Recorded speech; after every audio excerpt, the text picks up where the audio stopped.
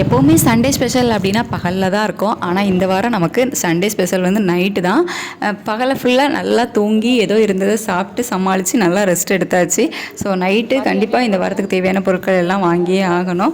அதனால் கிளம்பி கடைக்கு போகணும். ஒரு வாரத்துக்கு தேவையான வெஜிடபிள்ஸ் வாங்கணும். ஸோ கொஞ்சம் ஃபிஷ் வாங்க வேண்டியது இருந்து இன்னும் கொஞ்சம் திங்ஸ் வந்து தேவைப்பட்டுச்சு. சரி எல்லாம் போய் வாங்கிட்டு வந்துடலாம் அப்படின்ட்டு ஃபஸ்ட்டு வெஜிடபிள்ஸ் ஷாப்புக்கு தான் போயிட்டு தேவையான வெஜிடபிள்ஸ் வாங்கிட்டு அப்புறம் பையனுக்கு ஃப்ரூட்ஸ் வாங்க போயிருந்தோம்.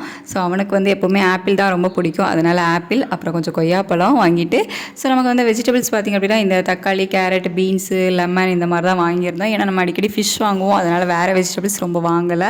இந்த வாரம் எக்ஸ்ட்ரா நமக்கு புளியும் வாங்க வேண்டியது இருந்துச்சு. ஊரில் இருந்தால் புளி எடுத்துகிட்டு வந்திருந்தோம், காலி ஆகிடுச்சு. இங்கே பக்கத்தில் கொஞ்சம் வாங்கி பார்த்தா அந்த புளி நல்லா இல்லை, அவ்வளோவா புளிப்பும் இல்லை. ஸோ இங்கே கேரளா கடை ஒன்று இருக்குது, சரி அங்கே போய் வாங்கி பார்க்கலாம் அப்படின்னு சொல்லிட்டு அங்கே வாங்கினோம். அங்கே புளி வந்து நல்லா தான் இருந்துச்சு. ஆனால் ரேட்டு தான் ரொம்ப ஜாஸ்தியாக இருந்துச்சு. அரை கிலோவே 130 ரூபா சொன்னாங்க.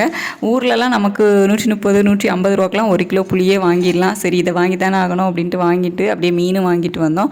ஸோ இன்றைக்கி நமக்கு நைட்டு தான் மீன் குழம்பு, மீன் பொரியல். ஸோ உங்களுக்கு சண்டே எப்படி போச்சுது அப்படின்னு சொல்லிட்டு கமெண்ட்டில் சொல்லுங்கள். நெக்ஸ்ட் ஆர்ட்ஸில் பார்க்கலாம்.